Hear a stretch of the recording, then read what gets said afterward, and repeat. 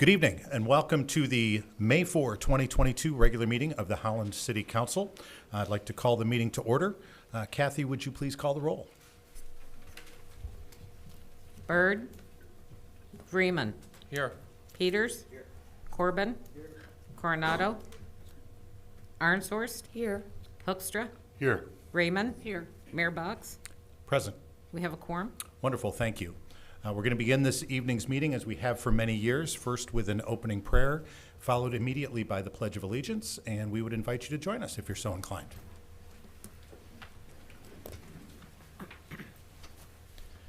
Please pray with me. Thank you, Lord, for the gifts that you've given us, for the opportunity to serve, for beauty and peace and tulips, and a hint of spring after a long winter.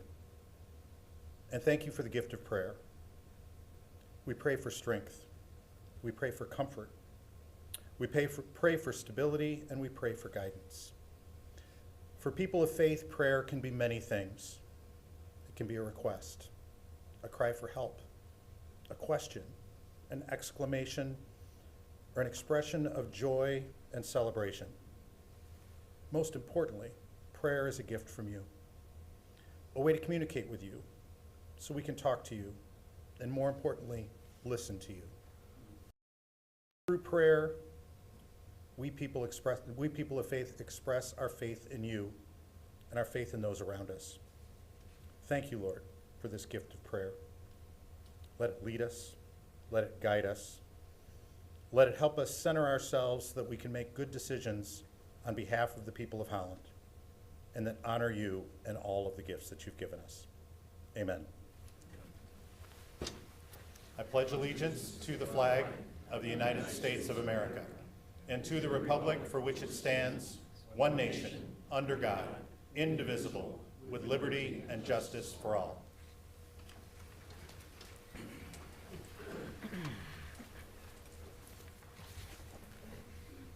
The next item on our agenda are our consent agenda items. These items are considered to be fairly routine, and they have been reviewed by council as part of our packet, and we will enact them in one motion unless a member of the audience or a member of City Council asks to have an item removed from the consent agenda and placed in its regular order on the regular agenda. But before we ask that question, Kathy, would you please review the consent agenda for us? 4A, absences excused, council members Byrd and Coronado. 4B, approval of minutes. April 20 regular meeting and budget review session, April 21 budget review session, April 27 study session and special meeting. 4C, oaths of office. 4D, city clerk claims filed against the city. 4E, city clerk annual license renewal 2022-2023. 4F, city clerk night magic display fireworks request, July 4, 2022. 4G, transportation services, award bid 2022 sidewalk repair project. 4H, transportation services, approve resolution for Michigan Department of Transportation right-of-way permitting. 4I, recommendation to approve the Cobblestone Fields right-of-way agreement. 4J, finance, Holland Local Development Finance Authority Smart Zone, approve fiscal year 2023 budget. 4K, finance, Holland Local Development Finance Authority Smart Zone, approve contract for city services. 4L, finance, approve contract for services between the Downtown Development Authority and the Holland Smart Zone. 4M, finance, Holland Brownfield Redevelopment Authority, approve collateral assignment of tax incremental financing. 4N, finance, purchasing, award fertilizer bid. 4O, finance, purchasing, DDA, award restroom cleaning bid. 4P, finance, purchasing, approve purchase of 3 pickup trucks. 4Q, finance, February financial reports. 4R, finance, purchasing, approve purchase of hybrid bucket truck. 4S, finance, purchasing, approve purchase of electric street sweeper. 4T, Public Safety Services, approval of lease agreement with Grand Valley State University. 4U, Management and Administrative Services, Downtown Group, Windmill Island Gardens, approval of concession agreement with Nillis Dutch Village for the 2022-24 seasons. Great. Thank you, Kathy. Is there any member of the audience who would like to have an item removed from the consent agenda and placed on the regular agenda? Seeing none, is there a member of council that would like to have an item removed from the consent agenda and placed on the regular agenda? Seeing none there, what is the pleasure of council in regard to the consent agenda? Move that we approve the consent agenda items for the City Council regular session on May 4th, 2022. Thank you. Moved by Ehrenshorst. Is there support? Support. Support by Hoekstra. Any discussion? Kathy, would you please call the roll? Freeman. Yes. Peters. Yes. Corbin. Yes. Arnsworst. Yes. Hoekstra. Yes. Raymond. yes, Mayor Box. Yes. Motion passes. Thank you. Next item on our agenda is public comment. During each of our public meetings at the City of Holland, we provide an opportunity for public comment under the Open Meetings Act of the State of Michigan. It gives the public the opportunity to communicate directly to council. Please note that this is one-way communication. It's an opportunity for you to speak to us. We don't answer questions during this time or engage in conversation or debate. Your time limit is 5 minutes. There are 3 lights in front of me, a green light, a yellow light, and a red light. Green light means you're doing well on time. Yellow light means you have 1 minute left, and the red light means your time has expired. And we are strict about that, so we appreciate your cooperating with that. When you approach the podium, please state your name and municipality, the community or city that you live in, so we have that for the record. And just for clarification, each person may only speak 1 time. Having said that, is there anyone who would like to address council at this time? If so, please come forward.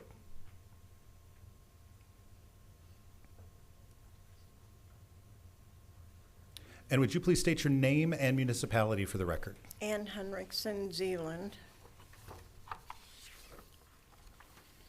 Thank you, Mayor Box, for the declaration of May 5th being National Day of Prayer in Holland, Michigan. We appreciate it that you recognize the faith of the citizens of this city. Many will gather in Centennial Park at noon tomorrow at the gazebo and pray for the city of Holland, the state of Michigan, and the United States of America. We have enjoyed our comforts and success in this beautiful city, but as time has gone by, we have neglected to acknowledge God's hand of provision. Our humility has waned. This declaration, Mayor Box, is a step in the right direction. Albertus Van Raalte reminds us from 1847, "Beloved who follow us in this inheritance that was given over to us with joy." We were encouraged to not forget that we received it from God as a training school for eternity, a workplace for God's kingdom. This shall prosper in your hands, provided God and his kingdom remain your precious portion in life. At the last study session a week ago, a woman read a script from a professor at Hope College who supported the amendment of exception for the Anti-Discrimination Ordinance, DEI. Before she read the letter, she wanted to mention the need for nonprofits to have the same opportunity to express their faith as other people groups mentioned in the ordinance. She explained that she had had an abortion and had suffered from guilt and shame. If it had not been for the counseling she received from a nonprofit organization who prayed with her and allowed her to know the forgiveness Jesus provided in his death and resurrection, she probably would not be here today because of suicide. She said because of this forgiveness, she is able to support others with the same freedom to share the love of God. We have a successful nonprofit right here in Holland that encourages women and men with support with unplanned pregnancies. This is the Positive Option Lakeshore Pregnancy Center, right down the street. It's worth your visit. It is amazing the care they give a young woman and man during the process of pregnancy. It begins with an ultrasound. They are led to give these parents skills and opportunities to go through pregnancy, delivery, and aftercare. Yes, in the name of Jesus. It isn't just care, but the commitment to them that only faith can give, lives saved. Hopefully, we have currently the U.S. Supreme Court deliberating over overturning Roe versus Wade that provided the ending of 70 million preborn lives. Hopefully, Michigan will stand strong for its unborn citizens with its present laws that prevent entirely abortions in this state. These babies are human lives. It is shameful that many people see abortion as a political issue when it is the death of a human life. Positive Options Lakeshore Pregnancy Center is a nonprofit organization that partially operates out of their religious purpose. Often young pregnant women do not have the support of a father or even her parents. She will often turn to a female friend for comfort in relationship, which could end up sexual. Positive Options must be protected by an amendment of exception so that they can freely express their faith to this couple. They deny none of their services to anyone, but it would just take one accusation where someone felt that they were discriminated against, and this ministry would be gone due to the punitive consequences of this ordinance. And I want to thank you for your time and effort that you spend every week and all you do for this city. Happy Tulip Time. By the way, the people will receive this tomorrow to pray for you. Thank you. Is there anyone else who would like to address council at this time?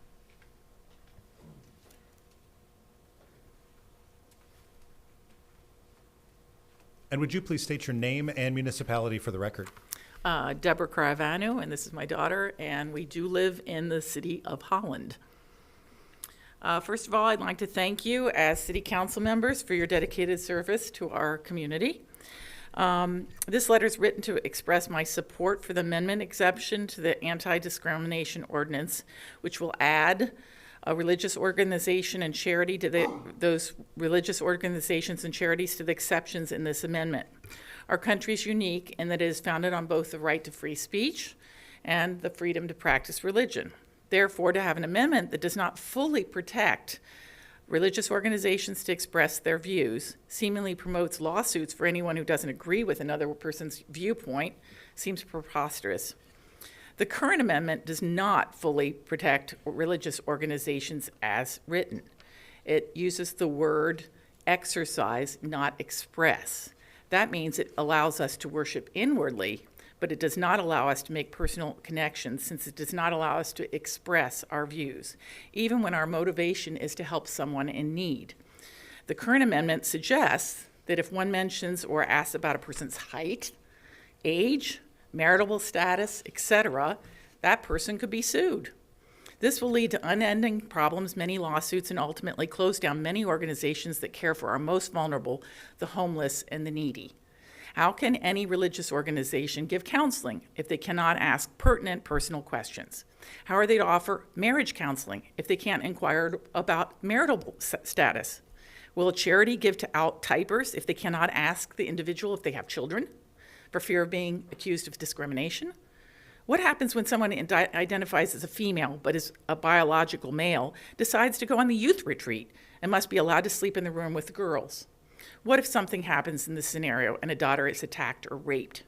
Her parents will sue the religious organization for allowing this to happen. In turn, the religious institution will sue the city and this city council for creating parameters that allowed this to occur. There will be no winners, only losers. As this amendment currently stands, it opens the door to an onslaught of lawsuits, and I do not wish to see our city or the city council sued. As a council, you've obviously made a very good effort, and I commend you for that, to cover many groups as exceptions to this amendment. Obviously, you saw it was necessary in order to protect these groups and their freedoms. You've listed on here exceptions to 8 different groups. If it were already covered, if we were already covered as religious organization, then it would not be necessary for any of these either to be protected. And they would not need to be listed either. So this also includes on here religious educational institutions. So I'm perplexed as to why religious groups and religious charities, based charities, are not listed as exemptions to this amendment. Most churches, temples, religious institutions have educational programs for adults and children, but they're not covered. Therefore, these religious organizations need to be covered as an exemption in the same way that religious educational institutions are already exempted. For that matter, the reason for the existence of any religious organization is to a great extent to educate people in what they believe to be the truth. Is there an opposition to church-based organizations whose main desire is to share the amazing love of God, to give grace and forgiveness to all, and be charitable? What is the opposition to allowing these organizations to fully function and freely give to those in need, whether through donations of food and clothing, or in expressing their beliefs to counsel and support the needy in the best way we can? I believe as a city council, this document was meant to protect all people. You meant that, not to exclude some. Please correct this oversight and add religious organizations and charities with this exemption. We're only asking for one line on the exemption. There should be no objection to including this additional exemption, which will make this document more inclusive, not less. Thank you for not letting me exercise my beliefs, but to actually express my views to you today. Thank you. Thank you. Is there anyone else who would like to address council at this time?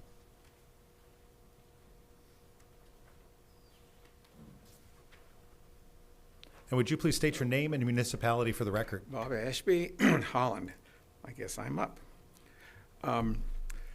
When the council approved the addition of the concepts of gender expression and gender identity and sexual orientation to Holland's non-discrimination ordinance, it chose to enter into the realms of lifestyle and self-image and physical attractions and intimate behaviors and personal feelings.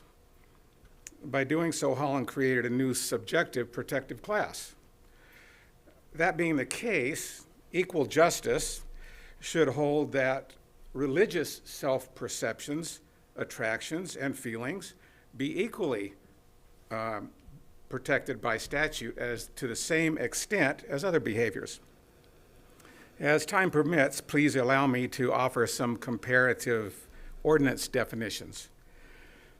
According to the existing ordinance, gender expression, a gender-based appearance, expression, or behavior of an individual regardless of the individual's assigned sex at birth. And offering a religious expression, a verbal or behavioral expression of an individual's spiritual life under God, regardless of the assigned expectations or perceptions of society, whether expressed publicly or privately. The ordinance gender identity, an individual's internal sense of their own sex and a defining component of sex. Religious identity, a verbal or behavioral, an individual's internal sense of their own soul and mind in relationship with God, and a defining component of inner life in relationship with God and others. Sexual orientation, emotional, romantic, and/or sexual attractions or the absence thereof to people. Sexual orientation also refers to a person's sense of identity based on those attractions, related behaviors, and membership in a community of others who share those attractions. Religious orientation, a sense of emotional and spiritual condition, or the absence thereof, toward God and others. Religious orientation also refers to a person's sense of identity based on those attachments, related behaviors, and membership in a community of others who share those commitments under God. Definitions are important because they are the basis of how ordinances are understood and applied in real life. Without a common understanding of words, it is impossible to use language and therefore impossible to have a righteous law. I say this because in a secularized society, religion is viewed as a separate compartment, a footnote to life, a ritual or worship without reference or function outside of church and good works. But if you understand the definitions I've provided, it becomes clear that we are talking about a reality much deeper. No one who has a living relationship with God is able to have personal and social values, build a business model of any stripe, or incorporate a mission or vision statement apart from their lives as they understand it by those religious definitions. That is why religious liberty is the first liberty, protected under the U.S. Bill of Rights. This is why Holland must do no less than protect her religious citizens to the same degree and equally as she chose to protect sexuality. Finally, I have no desire to denigrate the council's original decision, but the ordinance was approved after a well-funded, well-organized gay movement which consisted overwhelmingly of activists outside the city. During that same time, those of us who opposed the ordinance changes were unfunded, and by a vast majority, citizens of Holland. We are coming to you again this time in the same way we did before, but this time we hope to have our voices heard more clearly. Thank you. Thank you very much. Is there anyone else who would like to address council at this time? Seeing none, I will close the public comment period.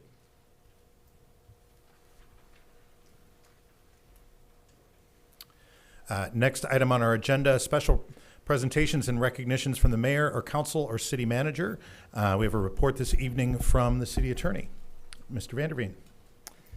Thank you, Mr. Mayor, members of council, and the audience. Over the last few weeks, we have heard many expressions of concern similar to tonight about the reach of our non-discrimination ordinance in Chapter 25 of the Ordinance Code, and thus we were asked to give a report to council on the exemption in the ordinance for religious organizations, and that is tonight. Here, you want to? You just tell me. There we go. First thing I would point out is that the ordinance does not prohibit persons from freely expressing their beliefs and their views, as they have tonight, as they have the last several council meetings, and as they're permitted to under the First Amendment of the U.S. Constitution. The ordinance prohibits certain discriminatory conduct based on various categories. It prohibits conduct in employment, discriminatory conduct in employment actions, housing, public accommodations, and public services in those categories or those areas, but does not prohibit anyone from expressing their views. No faith-based organization doing counseling is prohibited from praying with subjects or giving any other counseling or speech. At the same time, the ordinance cannot stop persons who express their views from being criticized by others. The others have the same First Amendment rights. I heard that comment earlier a couple meetings ago that they're concerned that people criticize them for their religious beliefs. We can't stop that. However, the ordinance does provide protection in employment, housing, and so on from discriminating against a person because of their religious beliefs. So that does protect persons in that manner. But getting to the point of what's been expressed tonight in the last few meetings, here we go. The city may not prohibit any conduct that's protected by the constitutions, Michigan Constitution or the U.S. Constitution. And the U.S. and Michigan Constitution, as we all know, contain the First Amendment and then Article 1 of the Michigan Constitution that protects free speech and freedom of religion. Thus, when we drafted the ordinance, we included 24.4, paragraph G, that indicates the ordinance does not prohibit conduct protected by the constitutions. So any conduct based on religious beliefs that's protected by the U.S. Constitution or the Michigan Constitution is exempt from the reach of our ordinance by that section. And this includes the conduct based on religious beliefs, whether it's an individual or any legal entity, any faith-based organization.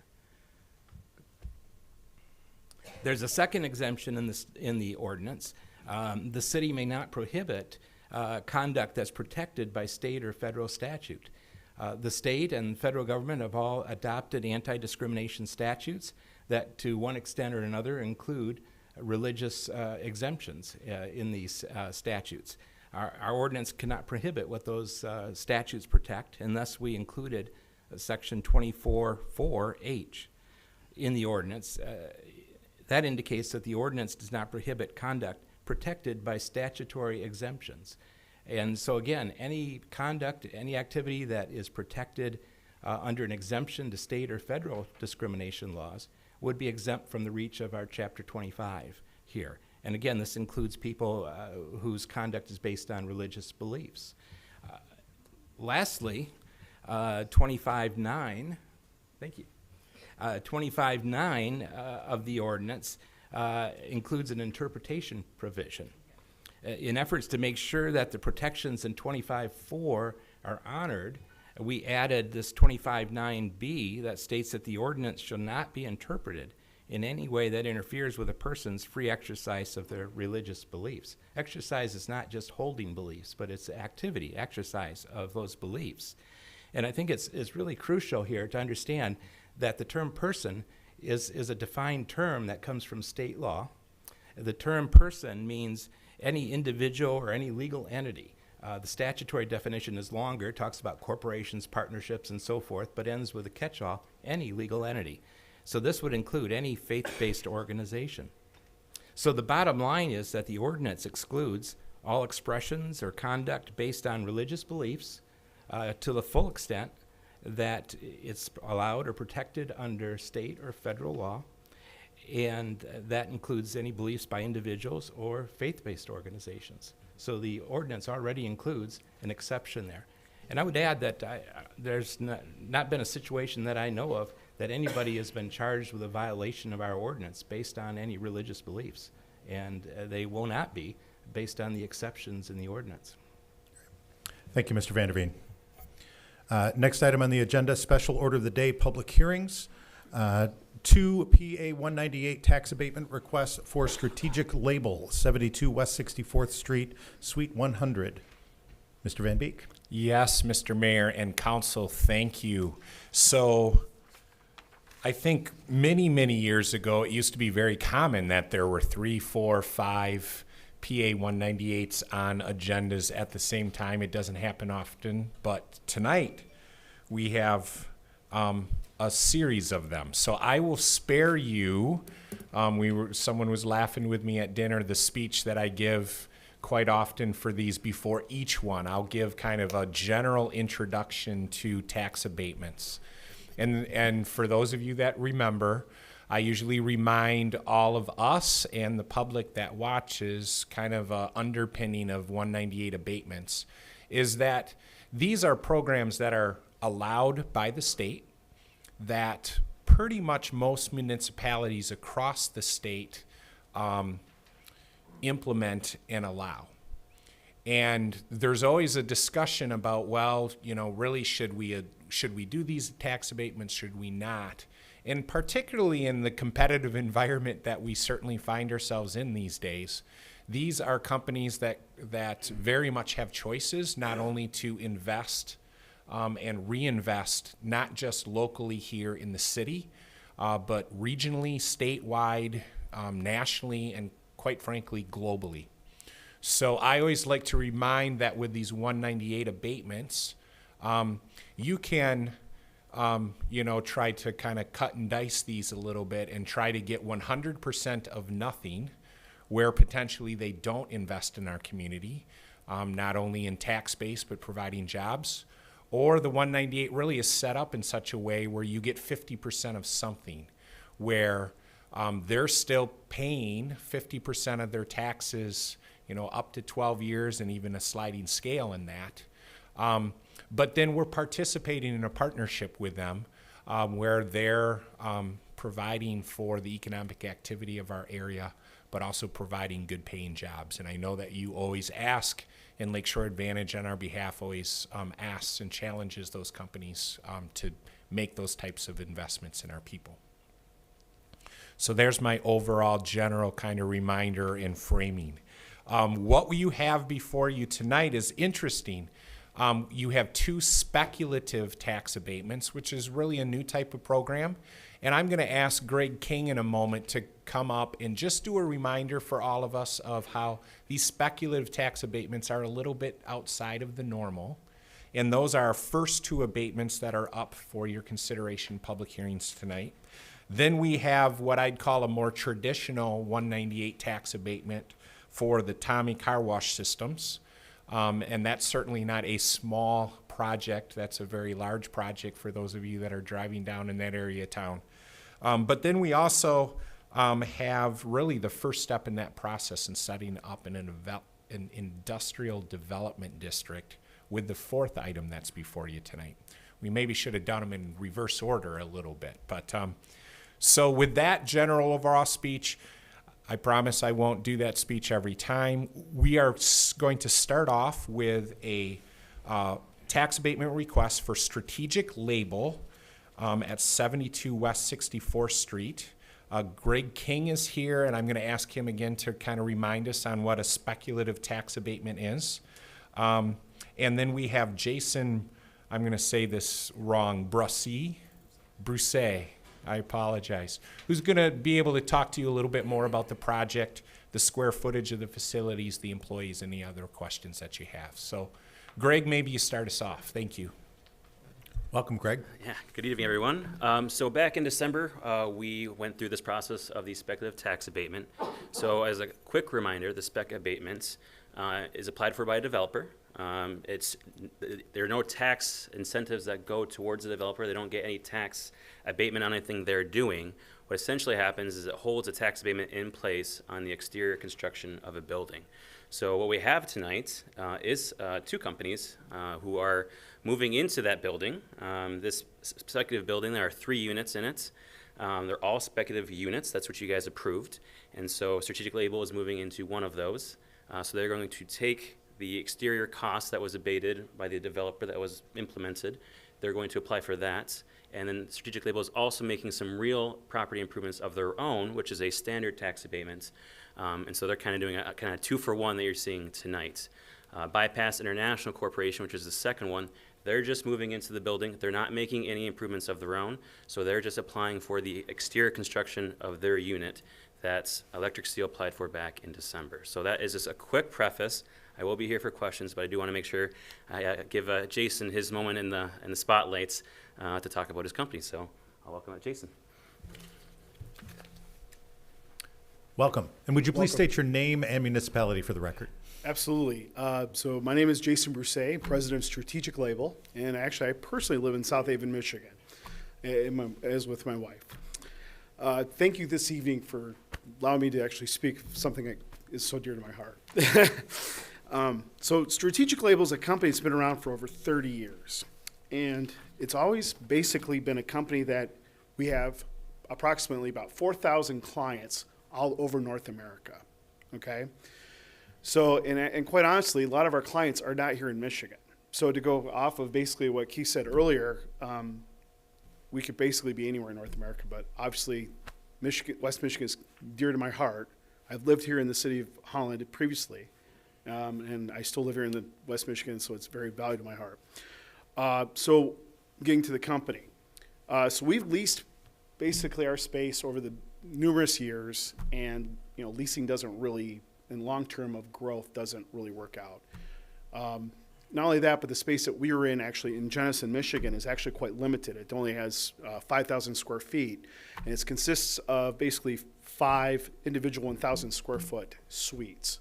And to access those suites, you have to go outside. Well, in Michigan winters, that means you have to go outside. And if you know anything about operating a pallet jack, and we have our label products, so paper and snow and water don't really mix, right? So since I acquired the company, my goal was to try to find a permanent location for Strategic Label in a space that we can grow, a 1-unit area.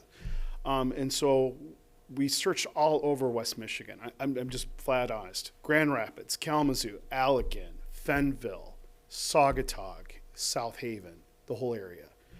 And really we came across this project of basically Runway Industrial Park that was being developed. And what it consists of is they're basically 7,800 square foot steel structure spot with loading docks and garage doors. So I worked with a broker, and a real estate broker, and like, hey, this might work out, but I have staff. I have 7 employees right now, and we're office staff. We need internet. We need all basically infrastructure of office. So that's why you're seeing basically the 2 abatements. I'm hoping that kind of makes sense. Okay, so you have basically a steel structure building, and so what I'm doing with the help of a local contractor is basically constructing 1,800 square foot of office space inside that structure, and actually having a mezzanine, the ability to grow, to add more employees as I grow the business on the second level of that mezzanine, because actually the building's about 22 feet, don't quote me on this, on height, so it allows us to do 2 stories. So I'm extremely excited, I'm extremely thrilled. It's the American dream, just flat out, American dream. Work hard, succeed.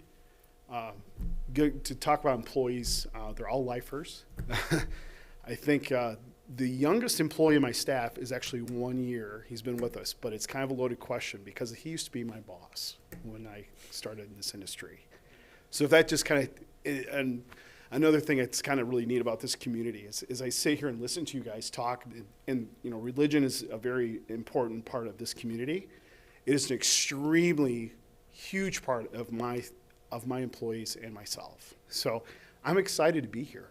I mean, in a lot of ways, more than just business. So can I answer any questions? I was just going to ask if council had any questions for you or for staff or for Greg King. Mr. Hoekstra? Yeah, Jason, I'm going to address this to you, but also to everyone else who may be here tonight representing one of these companies that's applying for an abatement. Keith alluded to his famous phrase, half of something is better than 100% of nothing, which is kind of how we're looking at these. I got it right? Okay. The other half of that 50% is what the citizens of this community are granting to different companies in terms of tax payments, hoping that you'll grow and make a boatload of money, and then you can come back later in 12 years and pay us more money, right? I mean, that's the way it works. But another value I think that we've established here and tried to speak to for a number of years is that part of what we're hoping for in that giveaway, if you will, it's not the best term, but is that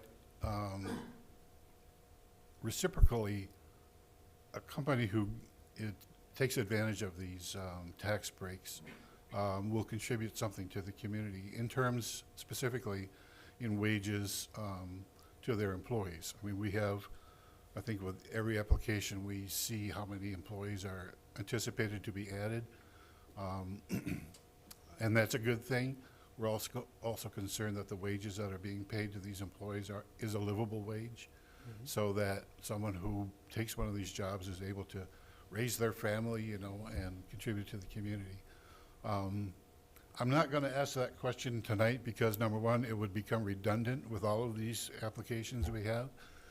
Secondly, because I can't remember who's including wage information on these things or not, so I don't want to embarrass either myself or somebody else. I could actually, If you I can actually relay a little bit of information here. So, Yeah. like, we currently have 7 employees.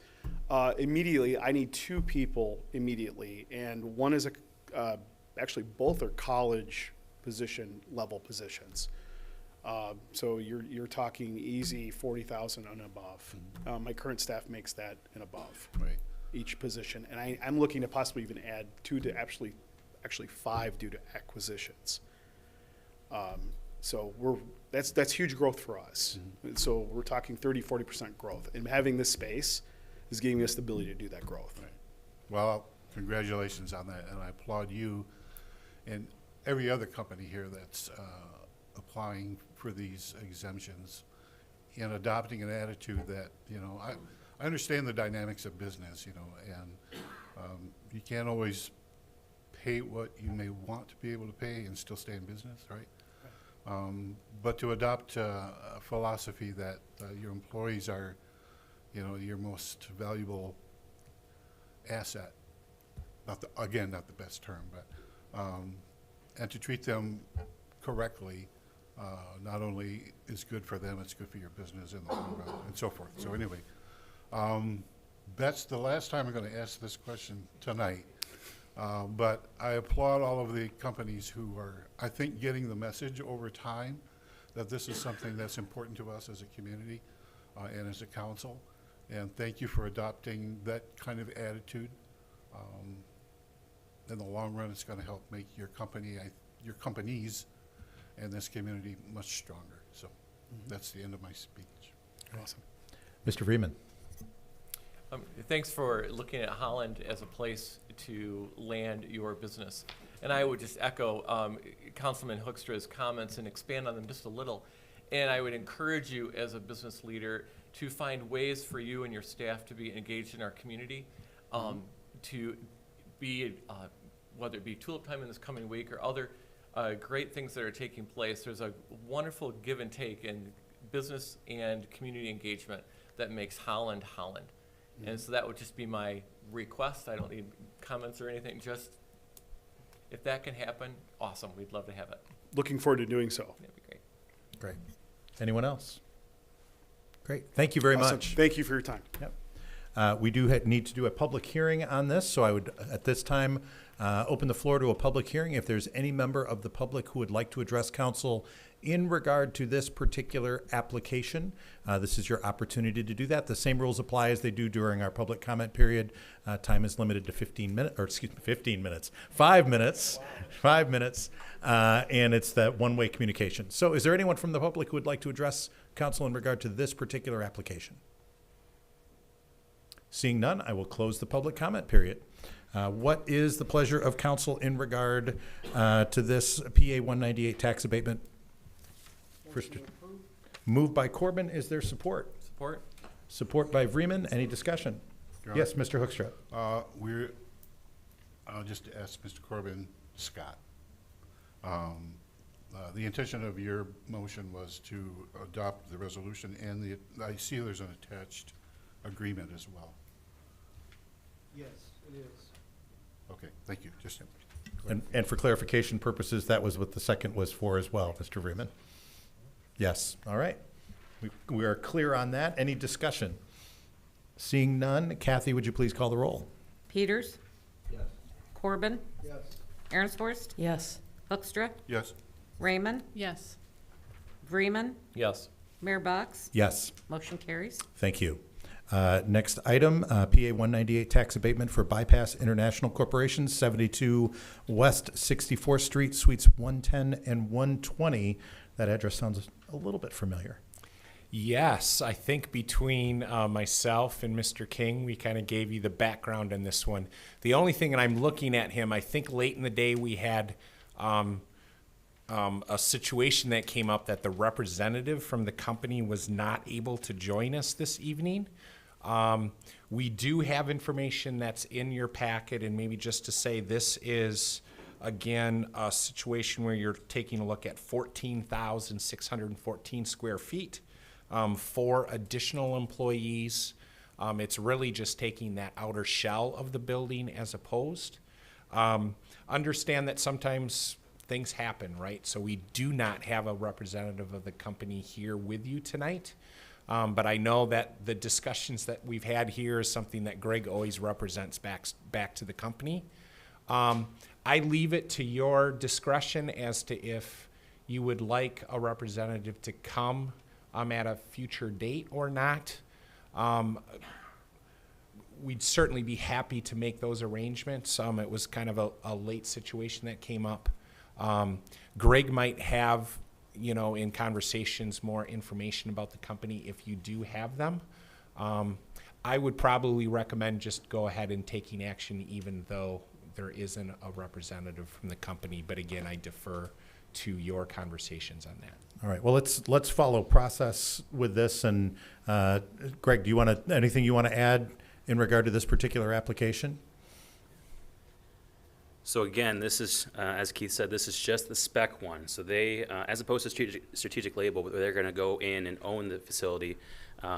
Bypass, also doing business as Quest Car Care Products, as you might know them. They are just going to lease this facility. My understanding of this, the use for this facility is for warehousing. So they are based in Zealand. They're growing very quickly. As I'm sure you're going to hear a little bit from Tommy Car Wash Systems, there's a lot of car washes going up here in Michigan and throughout the nation. So that's what's causing this growth. When you look at the application, this facility in Holland has 0 employees. The company does have more than 0 employees in general, but at this Holland facility, which is still to be finished with construction, they have 0. They do anticipate hiring 4 employees. I do not have their wage information. I was not able to get that because of the late notification, so there's the only thing I can't answer on, but they're excited to move in. I think this is phase 1 of a multi-phase project the company is planning in West Michigan, and I think you'll see continued growth. And I do convey their president's apologies for not being able to make it. He just couldn't get out there in time, and something came up that he had to get to that required his immediate attention. All right. Any questions for Mr. King? Great. Thank you, Greg. Appreciate it. I will open the public hearing in regard to this particular application. Is there any member of the audience who would like to address council in regard to this particular application? Seeing none, I will close the public hearing. What is the pleasure of council in regard to this application? Move that we approve the attached resolution and the corresponding agreement with Bypass International. Moved by Hoekstra. Is there support? Support. Support by Arenshorst. Any discussion? Seeing none, Kathy, would you please call the roll? Corbin? Yes. Arenshorst? Yes. Hoekstra? Yes. Raymond? Yes. Freeman? Yes. Peters?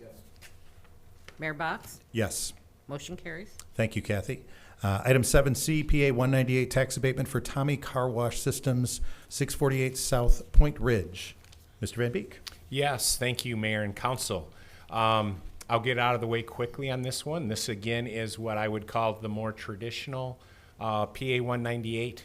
Other than that, anyone that has driven near this project to going up, I'll just say roughly the corner of Waverly and M40, has definitely, you can't drive by it without to see there's a change in this area. So we'd like to welcome Bill Veldhuisen, who is the CFO for Tommy Car Wash Systems, who can talk about the project, share information, and if you have any other questions, myself, Greg King, and Lynn McCammon are all here to answer your questions also. Welcome.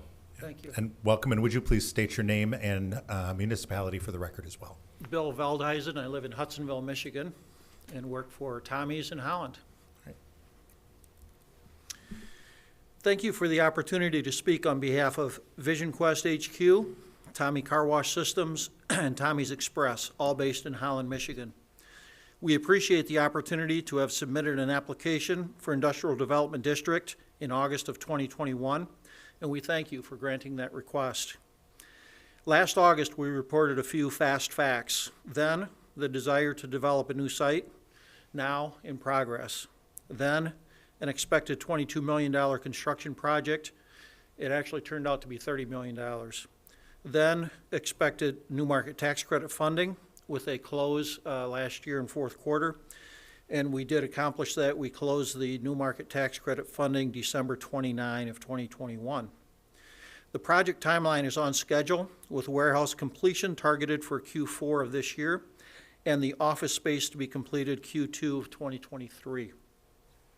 Quality Car Wash, an Essenberg company, has been a staple of the Holland business community, providing jobs and career opportunities to the local residents for over 5 decades. It is this base that has launched Tommy Car Wash Systems and Tommy's Express more recently as new businesses serving the car wash industry with hundreds of local jobs and thousands of jobs created through its vendors, customers, and franchise partners.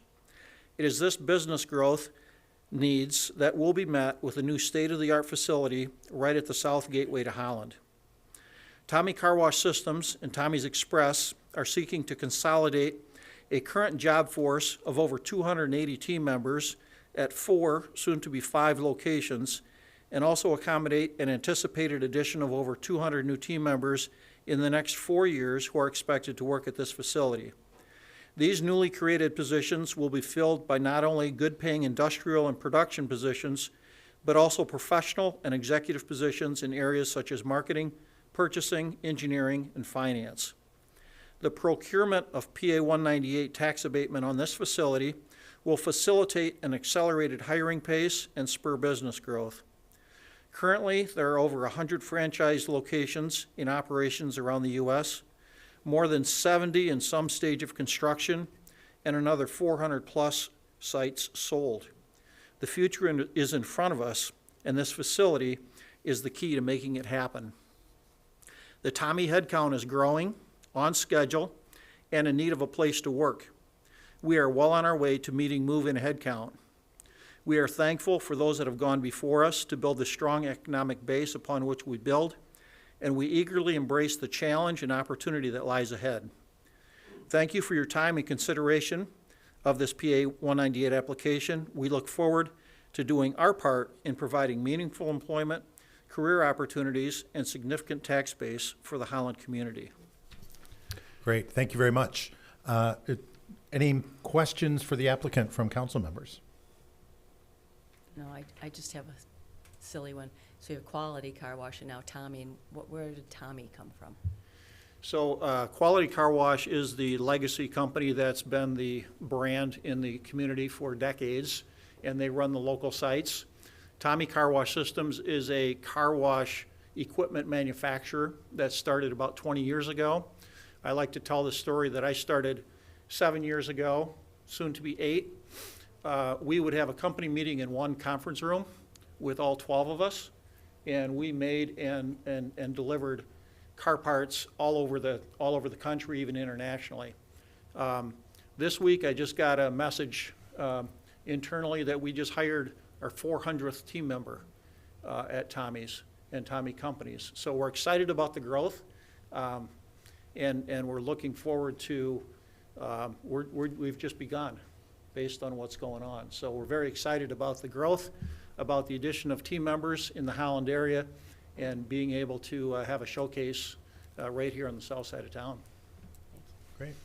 Any other questions? Mr. Corbin? Just a comment, welcome. Welcome to Fifth Ward. I mean, that's everybody knows I'm very proud of my ward and the growth that's happening in our ward. But Thank welcome. We're glad to see you going up there. You take a very large footprint of our ward. So, but I also want to extend that same courtesy to both Strategic Label and also Bypass International. I didn't do it before, but all of you, welcome to the Fifth Ward. Welcome to the south end of Holland. We appreciate the business that you provide and the jobs you provide. Thank you. It's our pleasure to be there, and we look forward to providing a lot more. And I just want to share my gratitude as a dad of 2 boys that have worked for your company. That was their first jobs, and you've nurtured them well to help them become the men they are today. And so thank you, and we look forward to your expanding your company. We appreciate them working for us. Anyone else? I'm just going to echo what Mr. Corbin said, but I'm going to expand it to welcome to the entire city of Holland. Fifth Ward is a portion of the city. We love to have you in the full city, and that goes to the other applicants as well. You guys are a testimony of the amazing growth that has been happening throughout the years in Holland, Michigan, and we love to have great companies doing great things in our city. So thank you for making the investments in the community, both in your time, in your money, and in your people as well. Thank you. On behalf of the Essenberg family, I'm sure that they would echo. They've been strong supporters of the Holland community. They've been longtime members of the community, and the facilities that we currently occupy are in the city, so we're not going very far, but we're expanding. Great, thank you. We are going to open this up for a public hearing as well. Is there anyone in the audience who would like to address council in regard to this particular application? Seeing none, I will close the public hearing. What is the pleasure of council in regard to this particular application, Mr. Corbin? Motion to approve item 7C, PA 190 tax payment for Tommy Car Wash System 648 South Point Ridge, excuse me. Moved by Corbin, is there support? Support. Support by Vreeman. Any discussion? Seeing none, Kathy, would you please call the roll? Arnshorst? Yes. Hoekstra? Yes. Raymond? Yes. Vreeman? Yes. Peters? Corbin? Yes. Mayor Botts? Yes. Motion carries. Thank you. Item 7D, Industrial Development District, southwest corner of 24th Street and Ottawa Avenue. Mr. Van Beek. Yes, thank you, Mr. Mayor and Council. And said we maybe should have had this first on the agenda because this is the step that is required before you can actually get a 198. And what that requirement is you actually have to have an industrial development district established, and it creates kind of the boundaries within which, following that establishment by the local body, then you can have the next step and actually consider and supposedly approve a specific 198 abatement. That's what's in front of you this evening, and specifically driven by a request by the company Forged by Design, with some of that information in your packet. John Rinaldi is here tonight, a partner in that company. And I think it's fair to say, depending on your consideration this evening, with the approval of such a district, you will see a 198 application in the future. So with that,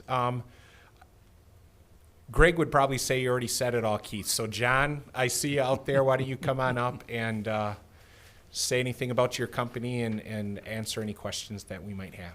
Thank you for taking your time tonight to do this. We Would you would you please tell us your name and municipality for the record? My name is John Rinaldi, and I live in Holland, Michigan. Great, thank you, welcome. Thank you. I am one of the owners of Forged by Design. We are a metal and wood fabricating business. We do a lot of furniture for companies all over the country, custom, unique pieces for conference rooms. In fact, Tommy's is going to be putting some of our tables in their conference rooms. We do steel fabricating for staircase systems, railings. And I don't have a speech prepared, so excuse I'm a little nervous, but Perfectly all right. In the last year, we've expanded from 10 members of our team to 18. We've hired 18 people. In the next 2 to 5 years, we expect to have another 15 to 20 more employees on the board. Most of our positions are engineering jobs, so they're highly professional. We do have some people that do the manufacturing for us, and I think our average salary right now is about $50,000 a year. Our lowest paid person is around $18 to $19 an hour in the shop. We are in the process of building 23,000 square feet of additional manufacturing space on our location at 48th or on 24th Street over there in Ottawa. We would like to apply for the tax abatement eventually. So this is kind of where we're at. We moved into Holland when I started the company about 7 years ago. We were renting over by Hope College over there on 18th Street, and we've bought the current property, which was the old Standard Lumber building, back in 4 years ago. I think we purchased that, and we've just been growing every year since. And we want to stay in Holland. We love being in the city. We love our location, but it is expensive to be here too. So we're a small company and we're just starting out. So, great. Any questions, I'd be happy to answer any. Wonderful, thank you. Any questions for the applicant? Nope. Great, thank you very much. I think you answered everything for us. Thanks for your time. Appreciate it. Thank you. I will open this up for a public hearing as well. Is there any member of the public who would like to address council in regard to this particular item? Seeing none, I will close the public hearing. What is the pleasure of council in regard to this item? Will we adopt the resolution? Moved by Hoekstra. Is there support? Support. Support by Aaronshorst. Any discussion? Seeing none, Kathy, would you please call the roll? Hoekstra, Yes. Raymond, Yes. Freeman, Yes. Peters, Corbin, Arnshorst, Yes. Mayor Box. Yes. Motion carries. Great, thank you. Item 7E, Holland Energy Fund Fiscal Year 2023 Budget Approval. Mr. Van Beek. Yes, thank you, Mr. Mayor and Council. Tonight is budget night. I know. It seems like we've had like budget week or budget month or budget year so far. You'll see that there were some smaller budgets that you approved on your consent agenda, and we're going to start off tonight with the Holland Energy Fund. And our Finance Director, Lynn McCammon, is here and will make a brief presentation, I think, on the Holland Energy Fund. Good evening, Mayor and members of City Council. Tonight, I'd like to present the Holland Energy Fund for proposed fiscal year 2023 budget for approval. So Matt, could you, or Keith? Okay, so included in the packet was the full proposed budget for the Holland Energy Fund, but I'm just going to give you a brief summary of what's included. On the revenue side, the proposed revenues are $339,000, and this is fairly consistent with prior years, and really the most of that is made up of the contribution from the city to the program of $275,000. The remaining on the revenue side is really made up of interest, and that comes from interest on our on-bill loan program, as well as just general interest on our fund balance. On the expenditure side, the budget includes a proposed total of $484,450. And again, similar to prior years, it's comprised of three major categories, the first of which is community energy plan support. We have a placeholder of about $173,000, and this will be dedicated to projects and expenses that are going to support the implementation strategies of the CEP update. Also included on the expenditure side is $66,500, which really represents the administrative cost for the program on the on-bill loan program. Those are our loan servicing fees and loan origination fees. Finally, the remaining about $219,000 is budgeted for the home energy retrofit program. And again, the budget amount is similar, but as we will see in the coming months, there are going to be some program enhancements that the Holland Energy Fund Board has been working on. And can you flip? So one of the first enhancements that's going to be in this budget is, and we've already started this project, is some website enhancements. So I'd encourage everybody to check out the website, go to the city's website and go to the Holland Energy Fund Home Energy Rebate Program, and you'll see some updates and you can get a lot more information on the program. And really some of the focus, the ideas that we're talking about are shifting the program to an educational program that kind of combines energy-saving products. And then we're looking to partner with some of our community partners to reach more residents also. So we want to make sure we reach more residents with our home energy savings program. And then finally, the grant and education will narrow the focus to basic energy measurements like home sealing and better insulation. Again, we're just hoping to bring some more enhancements to the program that reach more people. So in the end, the budget includes $145,450 planned use of reserves, and that's we will still end with projected over $600,000 of available fund balance. And what happens is, if years where we don't use all of our money that allotted, it stays in that fund balance, and that will just be used for future program expenditures. I'd be happy to answer any questions on the Holland Energy Fund budget. Any questions from council members? Question. Yes, Jay. As you said, we're talking about tweaking a little bit and looking at some new things with how we approach people and the strategies we have to get people to, we want to use this money. The budget now we're passing tonight, if things came up in these discussions about a great idea that might come up or whatever, this budget could be modified, and we have the ability to modify the budget if a really good idea came and we needed a little more money to do something, and we could find the resources, we can do that. Right, so our state law and city charter allow for an amendment process, so all budgets that we pass can be amended throughout the year. As we do, you'll see that on the city side for sure, we do amend the budget because we sometimes do not, like we're making the budget now for expenses that'll be in June of 2023, so we don't always get that estimate right. So we have the process to allow for amendments to the budget. Thank you.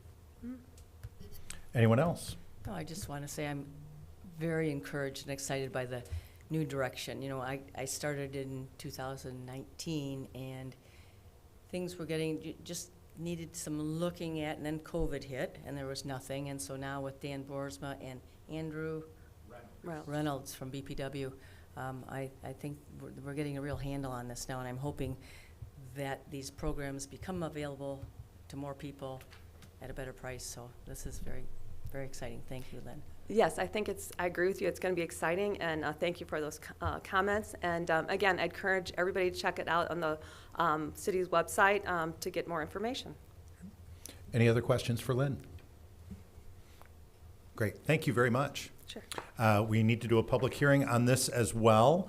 So I open that public hearing at this point. Is there anyone in the audience who would like to address council in regard to the Holland Energy Fund fiscal year 2023 budget? Seeing none, I will close the public comment period.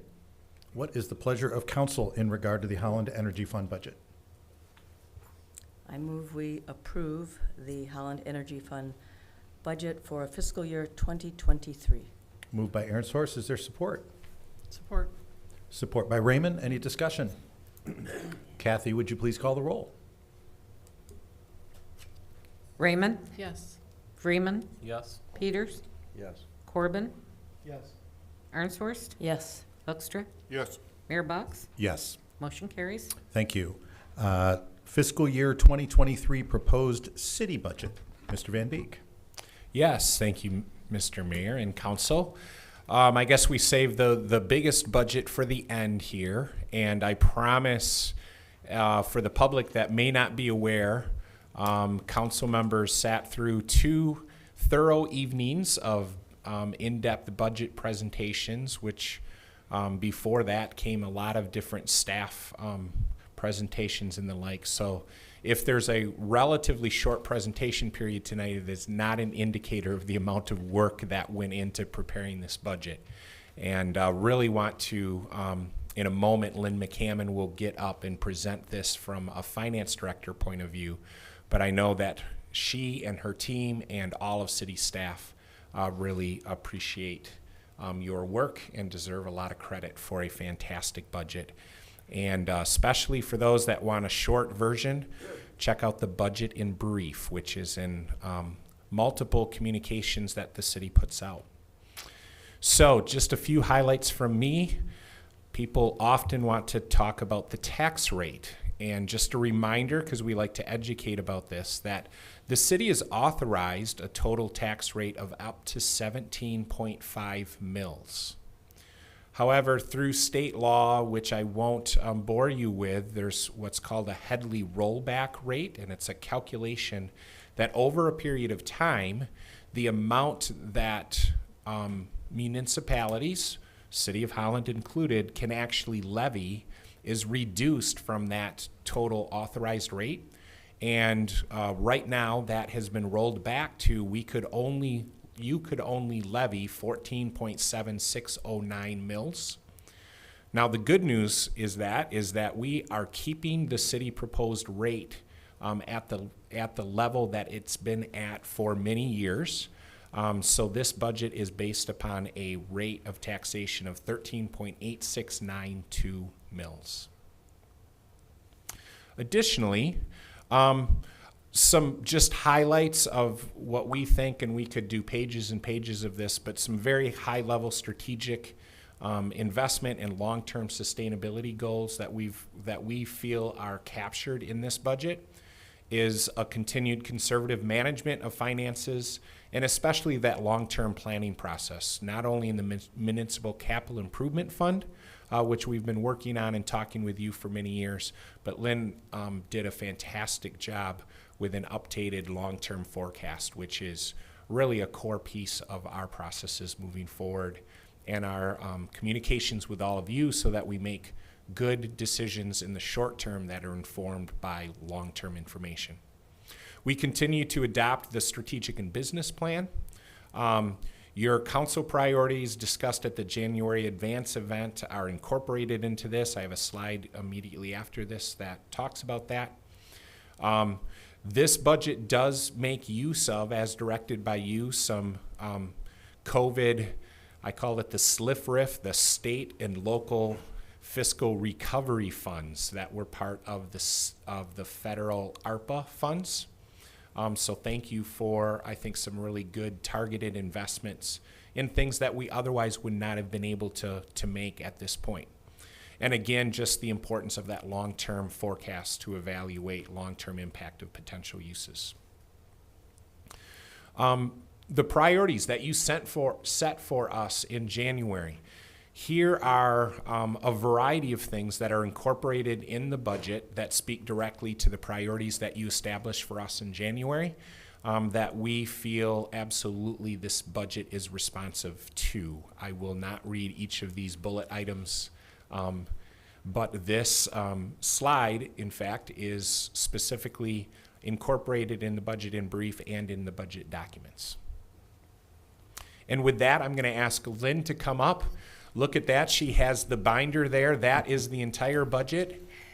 She is not going to read each page, but she is going to give us a highlight because I think it's important definitely to at least give an overview of the things that you guys already have memorized over the last several weeks. Thank you, Lynn. Thank you, Keith.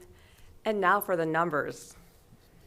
Okay, so this chart is a look at the overall budget. So just as a reminder, our city budget includes not only the city that we see, like the general operations, but the Holland Board of Public Works. They're part of the city too. So when we look at this first slide, we are looking at the total picture. So we can see on the left is a chart of our total sources, our like revenues. So we see the budget includes about a little over $207 million in sources. And consistent with prior years, the largest component really is the charges for services at 64%, and that's really our utility funds.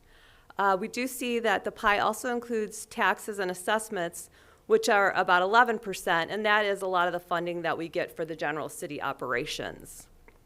So on the uses side, we see our total uses are almost $192 million for fiscal year 2023. And of this, again, 65% represents expenditures for the utility funds. And general funds account for 10.7%. And then you'll see capital project funds count for another 10%. And we'll talk a little bit more about capital in a few minutes here. So when we look at the breakdown, we talked about how Holland Board of Public Works is a significant part of our budget. Just giving you a little bit of look in numbers, the city's BPW accounts for 124 million of those sources, or 60%, and 106 million of the uses. And the general city, again, accounts for the remainder. So overall, we saw a net positive contribution to reserves of approximately 16 million for the overall city. And again, that'll be used to support future capital improvement projects and operations. So now for some good news. As you can see on this first chart, this is the electric utility rate. So part of this process this evening is approving the rates for our utility funds. So last year, our utility customers received a really good 10% reduction in rates. So again, for this year, we're not reducing any, but we are proposing no rate increase for our electric utility customers in the coming year. And so this is what this chart shows. And then moving over to water. So after 2 years of no rate adjustments for water, the fiscal year 23 does include a modest 2% increase, mostly due to those inflationary pressures we're seeing that's translating into the running of this utility. So the 2% is proposed for the water system. And finally, on our wastewater rate, we had been working through a plan, a 5-year plan, and a forecast that called for 3.6% increase in wastewater. So again, this year is just a continuation of what we've seen that. And it too reflects the inflationary pressures in the cost as well as some of our capital investment.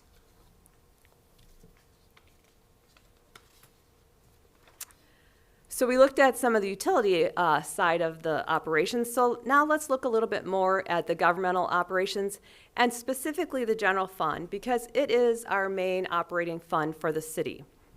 So here, this chart kind of looks a little bit closer at the revenues in the general fund. And as you see right away, there's a dollar bill, and talk about taxes, because taxes really makes up about 42% of the revenues for our general fund. So why I like to show this dollar bill is because so often residents, we get the bill and we think, we pay the bill to the city because city facilitates that collection process. And so we just want to show how the city, in fact, does not get all the tax revenue that comes in on a property tax bill, and in fact only represents a portion. So this chart, the dollar bill, kind of shows how it's broken up between the various districts, whether it be the city, which is 33%, the county gets about 13%, and then education, a combination of the various districts, get a total of about 44%. So like Keith said before, the good news is that we are keeping the property tax rate for the city the same as it's been for the last 10 years. So moving over to the expenditure side, this chart kind of just shows the different departments that comprise the city's general operations. And you can see, no surprise, public safety accounts for the biggest part of the circle. And that covers our police, our fire, and so that is about 47%. And then citywide support is at 22%, and that's really a lot of different departments here at City Hall, whether it be the clerk's office, IT, finance, city manager, et cetera. And then we could just see the other departments that make up some of the expenditures are transportation, community neighborhood services, parks and rec, and then finally the downtown group. And again, this is only the expenditures that we see, like the downtown is really small, but this is because the general fund is not the only source of revenues for the downtown operations. So finally, we talked a little bit before about capital investment. And you may recall recently we've had a discussion about the long-term plan. The city actually does a 50-year long-term plan. And we take, for the budget process, we take that and actually right before we get to this budget document, we saw the long-term financial plan, and we matched the first 10 to 20 years of those 50-year projects with the revenue side and the other operational expenses to make sure we can afford everything that's in our plan. And then for the budget process, we actually focus a little more closely at the first 5 years.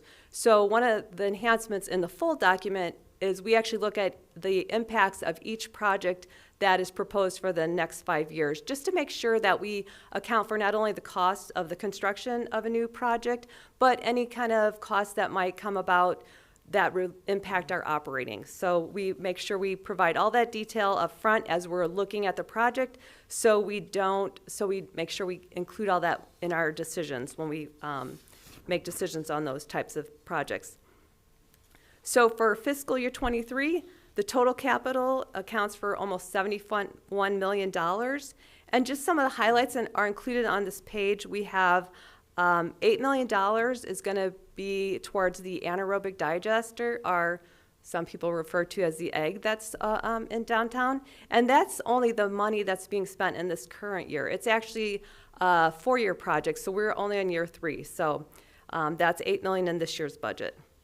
We also have a fire truck, which we've already seen come through, the $900,000 for the new pumper truck. And then finally, $15 million for some fire station improvements, a new fire station actually at Waverly, and then some upgrades to the Collin Park station. So finally, as we wrap up the presentation of the fiscal year 2023 budget, I'd like to again encourage you to check out our complete document online, as well as the budget and brief, which provides highlights of this huge budget in 7 easy-to-read pages with lots of nice pictures and great information. So with that, I'd be happy to answer any questions about the budget, the thick document, the small one, or any other questions you might have. Any questions from council for Director McCammon? Well done. Thank you. And you're very welcome. If I might, one final thing. Of course. I would like to thank all of my staff. They really worked hard, and they actually were very excited in some of the changes we made. So then I'd like to thank you as well for appreciating those changes that we've made, and then the rest of the leadership team, because it was great to work with everybody on this process. Wonderful. Thank you. And people ought to read it a little bit anyhow. There are little links to different websites to continue your financial education. So Yes. it's actually interesting for a budget. Thank you. I agree. I've never had a budget presented to me before as a picture book, and it really helps me. So thank you very much. Great. That was our goal. Thank you. Wonderful, thank you. I'd like to now open public hearing in regard to the City of Holland 2023 proposed city budget. This is an opportunity for you as members of the public to address council in regard to the budget. Is there anyone who would like to address council at this time? Seeing none, I will close the public hearing. What is the pleasure of council in regard to the fiscal year 2023 proposed city budget? I move to approve the budget as presented. Moved by Vreeman. Is there support? Support. Support by Hoekstra. Any discussion? I just have a couple of comments in regard to this. I think the reason why we were able to do a fairly abbreviated presentation tonight is because of the incredible amount of work and presentation that went into this throughout this project. You know, we like to say it starts in January. We know that staff starts on this process before council meets in January to talk about our priorities. It's probably 6 months or more to work on this budget process to get us all the way through here. And just a couple of highlights that I think is really important for the public to know. The fact that we have a 50-year municipal capital improvement program process plan that's out there is amazing. We used to fund that with money that was left over at the end of the year. We now make sure that that money's in the budget. So we are planning 50 years out on what it may cost us to do these kinds of things. Something that was new that Director McCammon mentioned at the end there, you know, some new things that came out this year that staff really liked. Well, one of those were financial forecasting tools that give us the ability to be able to look out up to 20 years at what our revenue sources are going to be. That's an incredibly helpful tool for people like us who need to make long-term decisions. And if we don't have those kinds of tools in front of us, we're working in the dark. And you have shown a bright light on what the future looks like for us to help us be able to make those decisions. So thank you for that. This is a very user-friendly budget, as Mr. Corbin alluded to. Yes, it is almost a picture book. It's fun to look through. If you want to see what are some of the things that the city is planning on purchasing, they don't just list them as a line item. There's a description and a picture of what that thing is going to look like. So you can really learn what's going on in the city. And I think that's a wonderful way to be able to draw the public into this process so that they understand what's going on here at the City of Holland. It was incredibly well planned. The staff did an amazing job of presenting what it is that they do, where they would like to see us go in line with what our priorities are. It was well presented. 2, yes, very long evenings last week. Was that last week? Last week or the week before, we forget, we lose track. But fun and exciting and interesting evenings. It was not drudgery. We actually had a great time going through this, and I never thought I would say I would have a great time going through budget presentations, and we did. And last but certainly not least, this is incredibly well implemented.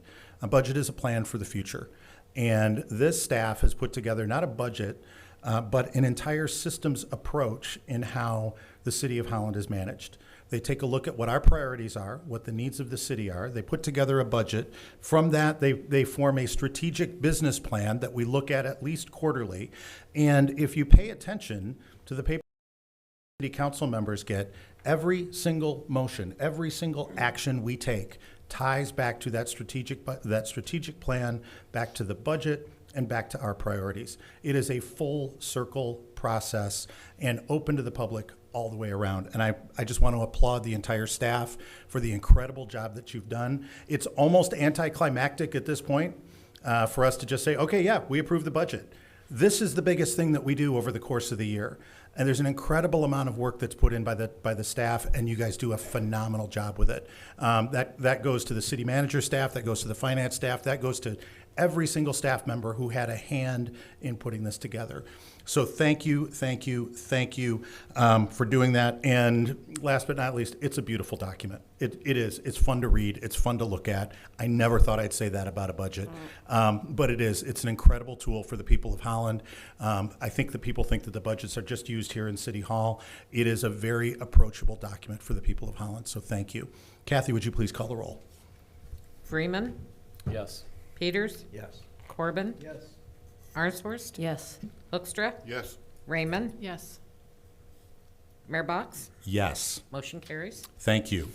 Next item on our agenda, written petitions and communications. In addition to providing an opportunity for the public to speak to us directly during our meetings, we do also have an email address that we've set up, public comment at cityofholland.com. That's public comment at cityofholland.com. If you're not able to make a meeting, if you have a time constraint, you're not comfortable coming and speaking to us in public, I've heard public speaking is something that people aren't that interested in doing often, you can send us an email to public comment at City of Holland. That will go to all of the council members. We review those in between our regular meetings, and then we accept them into the record at our regular meetings. We don't read them out loud, but we accept them into the record. And we do have one public comment that we received through email this week.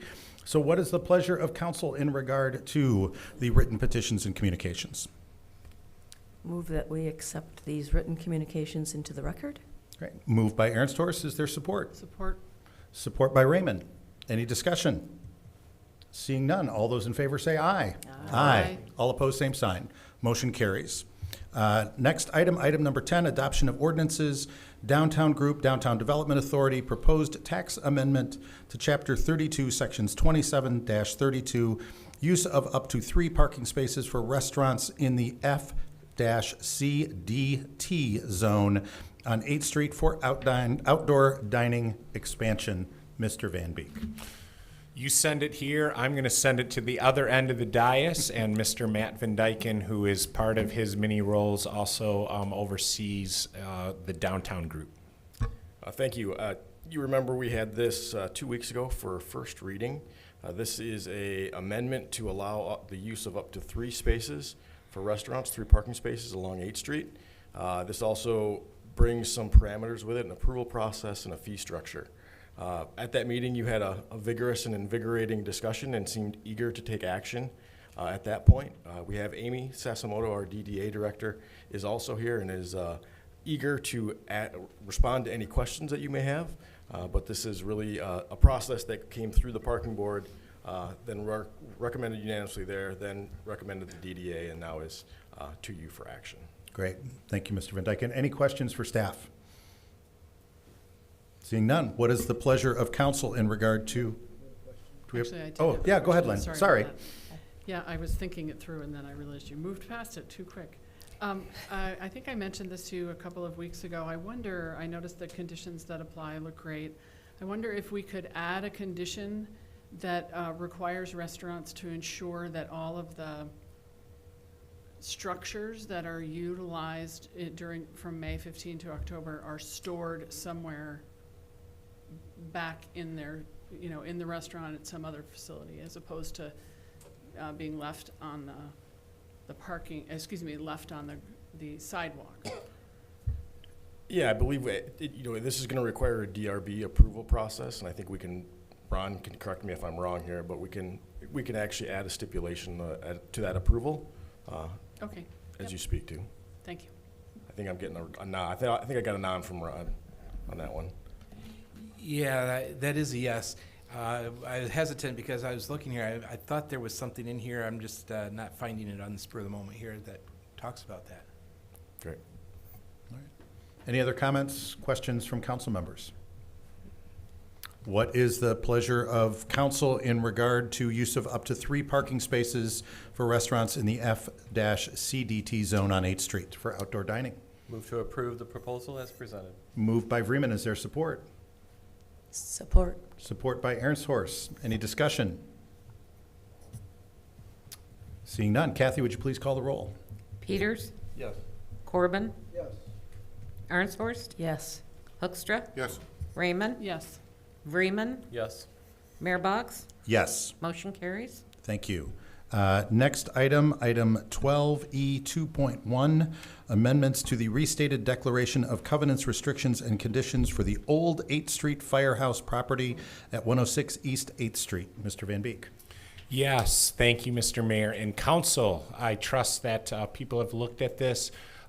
This is a different type of subject in front of you tonight. Mark Vanderplug is here to present. Anna was not able to be with us here tonight from the Historic District Commission, but I think this is a really exciting project. This is a different type of thing because it's amending a covenant that would allow for this project that certainly is in your packet. But I think this is an exciting opportunity and potential add to the vibrancy of our downtown. So, Mark, take us away. All right. Thank you, Keith. Thank you, Mayor, City Council members. You have in front of you tonight a request from Gentext Land Holdings, LLC, to amend some deed restrictions that we have on the historic Firehouse property that's located at 108 East 8th Street in beautiful downtown Holland. So just some quick background on this. The Firehouse was obviously owned by the public. It was the city's first city hall and fire station for decades and decades. It was sold into the private sector, I believe, in the mid-1980s. And at that time, City Council put deed restrictions on the property then that would govern certain things. If there were to be any remodeling or any exterior kind of renovations and so forth, it was set up at that time that would need to go through our Historic District Commission, which was kind of set up with these deed restrictions to act as an architectural review board, okay? So that was established in the mid-80s. In the mid-90s, there was another owner that purchased the property, and City Council at that time amended those deed restrictions and put some use restrictions on there that basically said the property could just be used for commercial office space on the ground floor, and then a residential space on the second floor, okay? And that landowner has owned the property since the mid-90s and is now looking to sell it. And the applicant would like to purchase that property.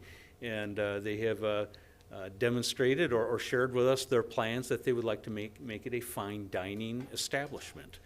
But restaurants are not allowed by the deed restrictions. So therefore, it's coming back to City Council, and they're asking for you to change those deed restrictions, okay? So I know that Ron has been in consultation with the applicant's attorneys. They have crafted some amendments that can go to those deed restrictions that basically spell out kind of some of the changes that are being asked for, kind of update some aspects of those deed restrictions from the mid-1990s. And that's basically where we're at. So just kind of real quickly procedurally for you all, should you approve these deed restrictions tonight, you might say, okay, well, what comes after that? If the applicant would choose to move forward and actually purchase the property then, if they then want to come forward and renovate the building, which I'm sure they'd want to do, any kind of renovations that would include exterior alterations then would need to go to the Historic District Commission, okay?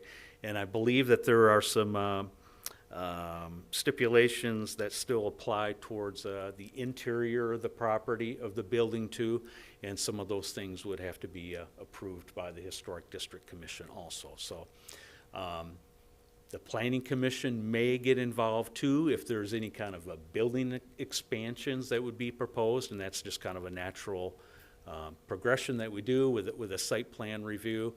I don't know if the Planning Commission would need to get involved or not, but I think certainly that our HDC would be involved, okay? So that's where we're at. Happy to answer any questions if anybody's got anything. Great. Thank you, Mark. Yep. Questions from council members? Mr. Corbin. I presume, but I don't know this, the reason they put the deed restrictions multiple times on the building itself was because of its historical significance? Yes. Okay. Yes. And when they did this, they also looked at this building as saying, well, office space, residential space. But when we talk about restaurants, we're talking about grease fires and cooking devices and all sorts of things. How are we going about, can you explain to us and the public how we go about protecting that building under any fire suppression systems when that occurs? Yeah. So, I mean, any kind of a change of use, a major change of use from a commercial office space to a restaurant use, and you're right, it's quite different. I mean, all of our building codes would come into play, so they would have to meet all those requirements. If fire suppression, I don't know if fire suppression it's a firehouse, but I don't know if there is a modern fire suppression system in there or not. I don't know. But if our codes would require that, then they would need to make all those improvements to make it meet all the codes, okay? So it would not be grandfathered because of its meaning or its historical significance. It would not be grandfathered, and they would be required to put in fire suppression if required by law. Okay, so there may be some aspects, such, like getting access to the second floor and so forth. I know there are some things where they can get exceptions through the building code if it's a historical building, if there can be some other accommodations that can be made.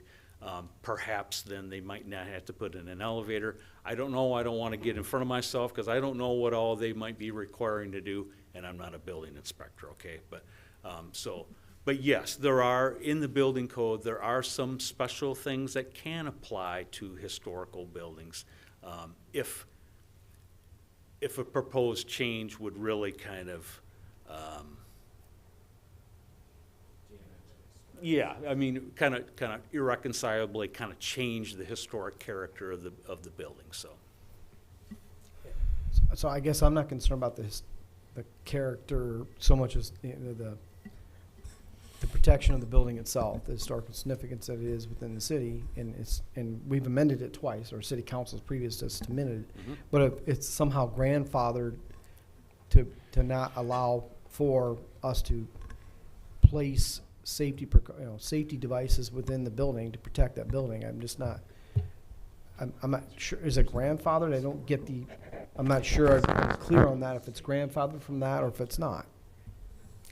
Yeah, so I'm not prepared to talk all about that. All I can really say, Scott, is that, I mean, the building code would fully apply here. Health, safety, and welfare things have to be put in if it's going to be a habitable, kind of space in place where people are going to assemble, even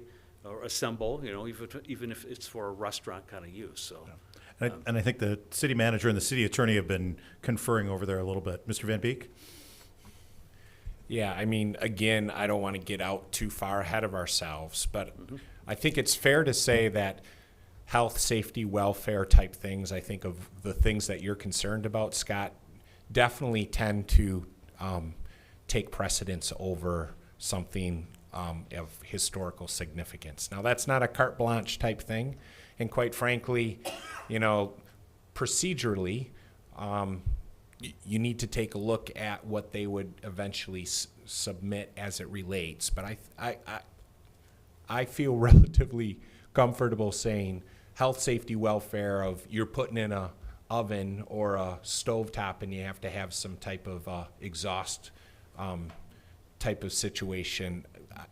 I don't have any concern about that somehow we're going to do something that lowers the health, safety, welfare, and then not only does it put inhabitants in danger, but it also endangers the building that it's going to burn down. Any other questions from council members? Yes, Nikki. So you, if this proposed use doesn't go through the owner, the person who's interested in creating a restaurant, and you're happy with all the other land uses that are possible, the mixed use, the office, the entertainment, all those are acceptable? Yes. Okay. Yeah. Yeah, so I mean, this is located in the form-based code, the central downtown district, which allows for mixture of uses. So, yeah, I mean, if this particular use does not end up working for whatever reason, I think if somebody else bought it and wanted to do something that's legally allowed in that zone district, that would be appropriate. Is parking required? In the central downtown district, I do not believe it is, well, for any kind of retail use, that would not be allowed because they are not required because they can use the parking What's system. available, If there's residential, they might need to have some on-site for that, but that's not what they're asking for, this Yes. particular applicant. Thank you. Anyone else? Yes, Jay. Just a couple comments from one of the meetings, a presentation that was given to the Historic District Commission. I mean, those covenants were obviously from the exterior. You have to be careful with what you do to the building. But inside, one of those covenants were things like when you walk in the building, make sure there's a public space there. No matter what they do with it, we always want to have a public space in there where some history of the building and the public had free access to it. It had to be made available to the public. The fire pole, there's a real fire pole in there, and that was an important thing to keep in there. We wanted to make sure of that. The presentation, my sense from the presentation that was given by the folks who are involved in this is this is not their first rodeo for building restaurants. I've always made the comment about Holland is that we don't have any Dutch restaurant. Have you ever been to a Dutch restaurant? Who wants to go to a Dutch restaurant? What, potatoes? I mean, what are you going to have? A pig in a blanket and a little banquette. But the chef, who I believe is here, started talking about it's going to be a Dutch restaurant. Okay, you have my attention. And he talked for 20 minutes about what this food is going to represent. And if we may have restaurants in Holland that people actually drive from different places to experience. This will be a restaurant, I think, that attracts people from, my sense is, Grand Rapids and places outside of Holland because of the uniqueness and the professionalism and the truly high-end nature that they're talking about this. So the Historic District Commission, I think, was very comfortable with what they heard. And I just kind of knowing a little bit about who's involved, I have no doubt that this would be done in a way that would make us all pretty proud. It'll be done right. So I think if not this, what? I mean, there it sits. It's a beautiful old building. It's been there forever. I actually grew up in the house directly behind that on 9th Street and actually built a fire on top of the fire station roof when I was 8 years old and got in a lot of trouble. I don't know why I started a fire. Is there a statute of limitations on that, Jay? I really don't know why I did that, but the building has some meaning to me, even though I tried to burn it down with it. So I, from the Historic District Commission standpoint, I think it's pretty excited about the notion. I think it's adequately represented in the document. So, thank you. If I can quick chime in too, so Jay does bring up, the Historic District Commission did, they're providing you with a recommendation to approve this too. As a part of their due diligence, they did tour the site, actually last fall when there was the initial request came in. So they really kind of, are keyed in as to what they're looking to do on the inside. So, and in a real way too, I mean, the property right now, I mean, it's a historic kind of gem, but it's a private property. Okay, so people really can't go into the building, so to say. I think there may be in the existing deed restrictions, there might be some ways of getting public access into that. But with this conversion to a restaurant, it's a public, open kind of business, okay? So we're really gonna be opening the historic building up again for people to just come in and to see the displays, the photos that they're gonna have. And so I think that's a real benefit too. So the story of the Firehouse can kind of become public Add one again. more thing to that. They are very amenable to all of what you just said. It may not be exactly the same. They'll have to use the opening of the building or the foyer or the immediate entrance in a different way. But all the artifacts that are there, I think they're very amenable to moving them around the building and making sure they maintain. When someone walks in there, they're going to know there's an old historic building here. It's going to tell a story in addition to be a restaurant, and I think they're very, very willing to do that. Great. Anyone else? Thanks, Mark. Appreciate it.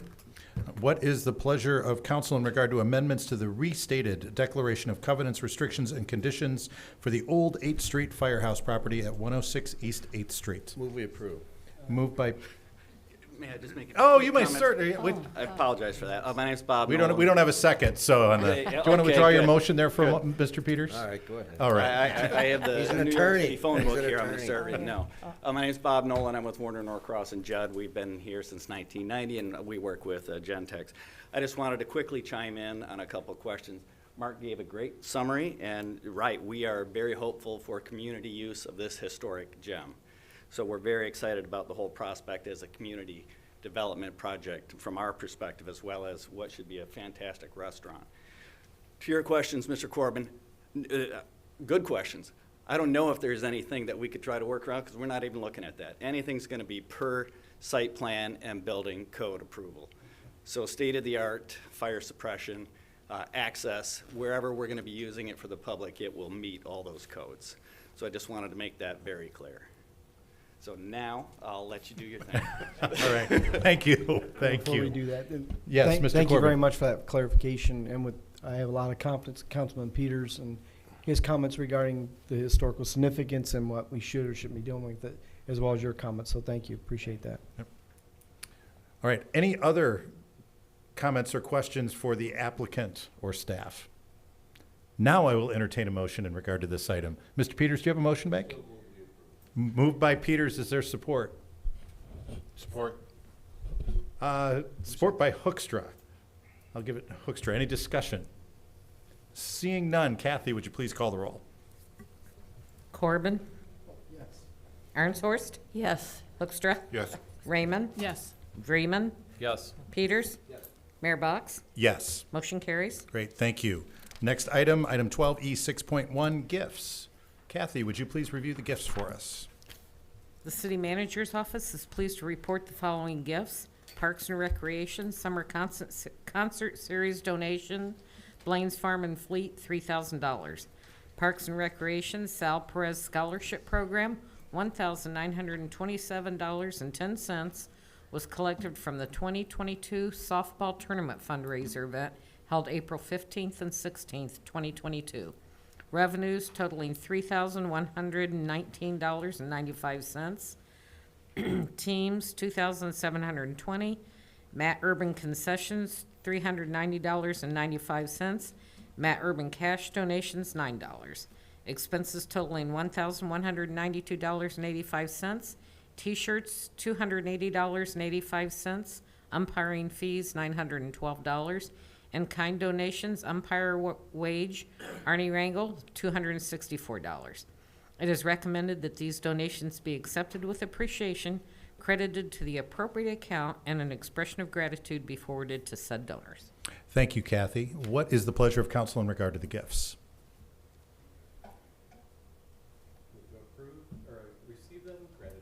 Moved by Vreeman. Is there support? Support. Support by Raymond. Any discussion? Seeing none, all those in favor say aye. Aye. All opposed, same sign. Motion carries. Next item, item number 13, communications from the city manager. It is 7:47. I haven't said that in a while. I thought I'd just It remind actually you. is, yeah, Yes. the inside joke. No, so just a few very quick things. If people aren't aware, there's something big happening in town next week. So we're welcoming, yeah, Nikki, what is that, right? So we will not have council next week, Wednesday, because we're all preparing for getting equipped in our costumes. I think you have or will continue to get more instructions via Tulip Time through Cinca for, in particular, the Saturday parade and the declaring of dirty streets. So that's coming. Very exciting to get the budget approved this evening, so thank you. We also were very excited, several of you were there in the multi-steps process about the unveiling of the concept plan of moving forward with the ice skating rink, and really, the full activation of Window on the Waterfront. So don't worry, we will have a very specific presentation to all of you on that also, and we're looking at doing that at the last study session this month. So you will get a targeted presentation on that. And there are just a few other things going on after Tulip Time. We start the overnight parking We got this little thing called Holland Fiber Millage that's coming up in August. So we have been and will continue to be putting out information on that in public information sessions. And as a sure sign that spring is fully here, the Holland Farmers Market will completely return here on May 18. So lots of things to get involved with, and hopefully we're pushing that information out effectively to you in the community, but get involved. And that's all I have tonight. Wonderful, thank you. Appointments, communications from the mayor. I do have some appointments this evening. One of the things we did earlier this evening was approve the Holland Energy Fund budget.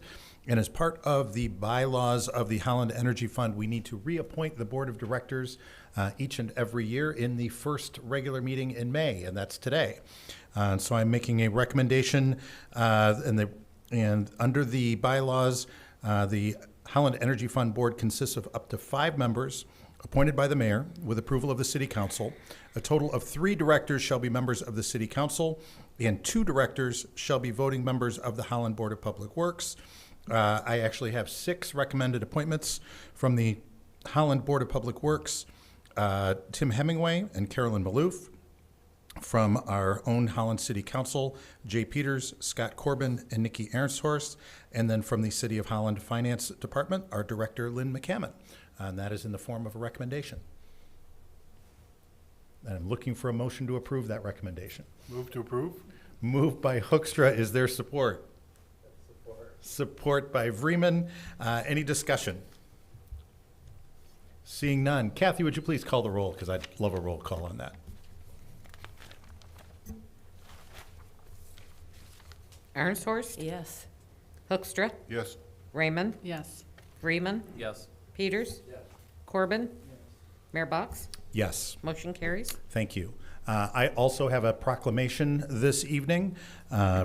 Tomorrow is the National Day of Prayer. There's been much communication in council chambers in regard to prayer and protection of rights and ordinances and freedom of expression and freedom of religion. And I think it's important that we make a very clear statement to the community. Proclamation from the mayor. Whereas we recognize the vision of our founders' understanding that religious freedom of expression was fundamental in the formation of our great nation. And whereas these freedoms have helped us create and sustain a nation of remarkable religious vitality and diversity across the generations.